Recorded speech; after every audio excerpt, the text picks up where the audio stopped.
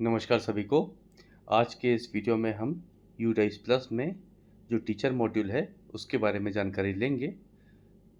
तो चलिए दोस्तों शुरू करते हैं। सबसे पहले आपको यूडाइस प्लस की वेबसाइट में जाना होगा। udaisplus.gov.in वेबसाइट का एड्रेस है।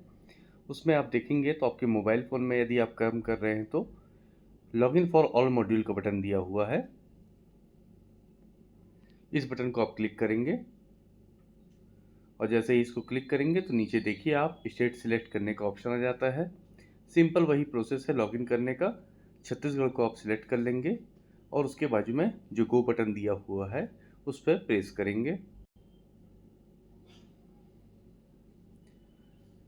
अब यहाँ पर आपको नीचे स्क्रॉल करने पर टीचर मॉड्यूल दिखता है। इस टीचर मॉड्यूल में जाके हम लॉगिन कर लेते हैं। यहाँ पर हमको लॉगिन करना है तो शाला का यूडाइस कोड आपका आईडी होगा, पासवर्ड आपको पता होगा जो आपने बनाया है। उसके नीचे आपको कैप्चा को डालना है। तो मैं कैप्चा डाल देता हूँ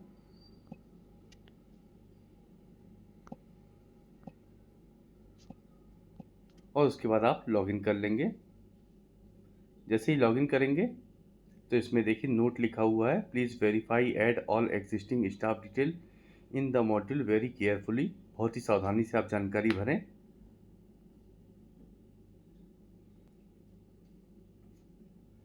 अब इसमें हम नीचे जाएंगे तो यहाँ पर लिखा हुआ है click here teaching non teaching VTP DCF to fill the data. इसमें हमको गो बटन पे क्लिक करना होगा। जैसे ही आप गो बटन पे क्लिक करेंगे तो यहाँ पर एक मैसेज आएगा, यूडाइस डेटा में जो टीचर मॉड्यूल है उसकी जो एंट्री है वो एक्टिव हो चुकी है। तो data entry is currently active.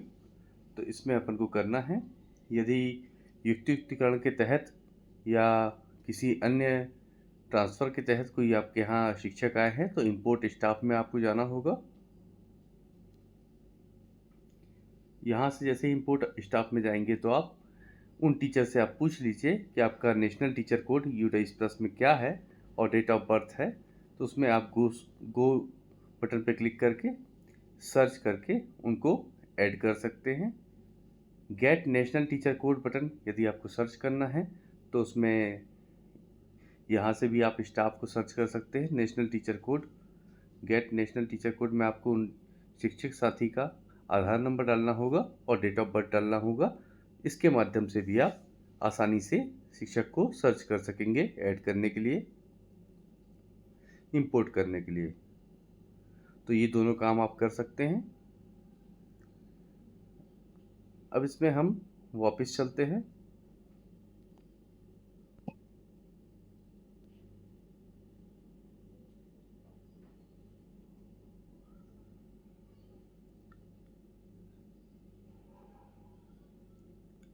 और यहाँ पर स्क्रॉल जब डाउन करेंगे नीचे तो यहाँ देखिए आपको टीचिंग स्टाफ और नॉन टीचिंग स्टाफ की जानकारी यहाँ पर दिखाई देगी। जहाँ पे टीचिंग स्टाफ यहाँ पे 14 दिखा रहा है, नॉन टीचिंग स्टाफ जो है 6 दिखा रहा है। अब यदि हमको अपडेट करना है अपने टीचिंग स्टाफ की जानकारी को तो उसमें जो 14 लिखा हुआ है टोटल टीचिंग स्टाफ के बाजू में, उसमें हमको क्लिक करना होगा। उसमें जैसे ही हम क्लिक करेंगे तो यहाँ पर हमको टीचर्स की जानकारी आ जाएगी। ये देखिए, ये जितने भी रेड कलर से अपडेट के बाजू में नीचे दिया हुआ है general profile, appointment in teaching profile और ट्रेनिंग एंड अदर डिटेल्स, ये सब रेड है। मतलब इनकी जो एंट्री है वो अभी नहीं हुई है। इसमें आप एक एक करके एंट्री करते जाएंगे तो जो रेड डिटेल्स हैं वो ग्रीन होते जाएंगी। उदाहरण के लिए जनरल प्रोफाइल में जाते हैं और यहाँ से आप इस टीचर की जनरल प्रोफाइल को आप अपडेट कर सकेंगे। इसमें सपोज़ उसमें कोई जानकारी आपकी त्रुटिपूर्ण है या फिर उसमें सुधार की आवश्यकता है या नया क्वालिफिकेशन ऐड हुआ है तो उस सबको आप यहाँ पर ऐड कर लेंगे। और ये बैक टू स्टाफ डिटेल, इस प्रकार आप पूरा जो टीचर है उनका एक एक करके आप अपॉइंटमेंट एंड टीचिंग प्रोफाइल, इसमें जाकर आप उनके टीचिंग के संबंध में जो जानकारी है उसको अपडेट कर सकते हैं। और यदि परिवर्तन नहीं है तो आप सीधे नेक्स्ट दबा दीजिए और उसके बाद आप यहाँ पर ट्रेनिंग वगैरह की जो जानकारी है उसको भी अपडेट कर सकेंगे। तो इस प्रकार आपको एक एक टीचर की जो जानकारी है उसको अपडेट करते जाना है और अपडेट करने के बाद आप देखेंगे कि जो रेड कलर से ये दिया हुआ है अपडेट के नीचे वो सभी एक एक करके ग्रीन होता जाएगा। तो इस प्रकार ये टीचिंग और नॉन टीचिंग स्टाफ का काम आपको इस प्रकार करना है।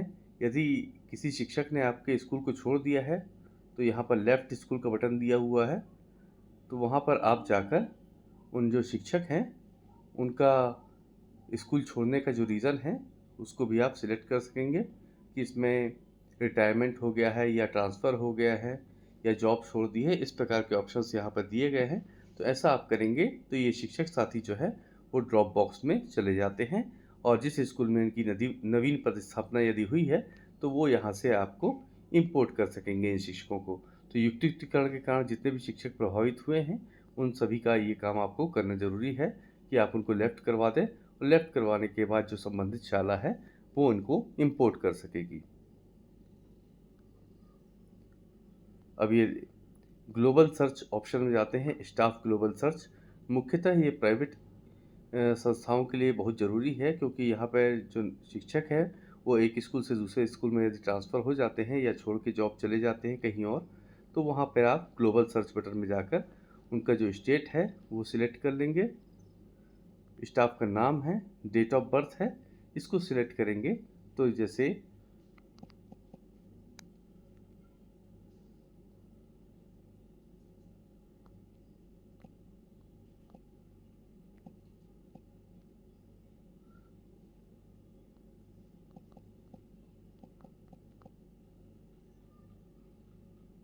सर्च करेंगे और प्रॉपर डिटेल देंगे तो यहाँ पर आपको देखेंगे कि आपको सर्च करने का जो ऑप्शन है वो मिल जाता है। यहाँ पर आपको टीचर का रिकॉर्ड दिखाई देने लगता है जिनको आप बहुत ही आसानी से इंपोर्ट कर सकेंगे। तो ये ऑप्शन भी हमने देख लिया स्टाफ ग्लोबल सर्च का। अब इसके बाद देखते हैं व्यू इनएक्टिव और ड्रॉप बॉक्स स्टाफ। यहाँ पर आप डाइस कोड के माध्यम से या नेशनल टीचर कोड के माध्यम से सर्च कर सकते हैं। उदाहरण के लिए यदि किसी एक शाला ने उस शिक्षक को ड्रॉप बॉक्स में डाला है तो यहाँ से आप सर्च कर सकते हैं कि आपके जो इनएक्टिव और ड्रॉप बॉक्स में जो स्टाफ हैं वो कौन कौन से हैं, या आप इसको ये देखिए इस प्रकार सर्च कर सकते हैं हम।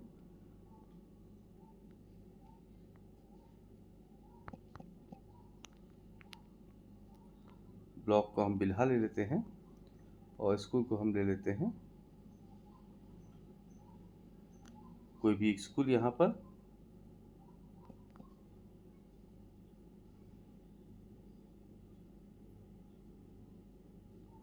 और यहाँ पे सर्च कर लेते हैं। जैसे ही हम गो बटन पे क्लिक करते हैं तो यदि इनका कोई टीचर यहाँ पर ड्रॉप बॉक्स में है तो यहाँ पर उसकी जानकारी हमको दिखाई दे जाती है।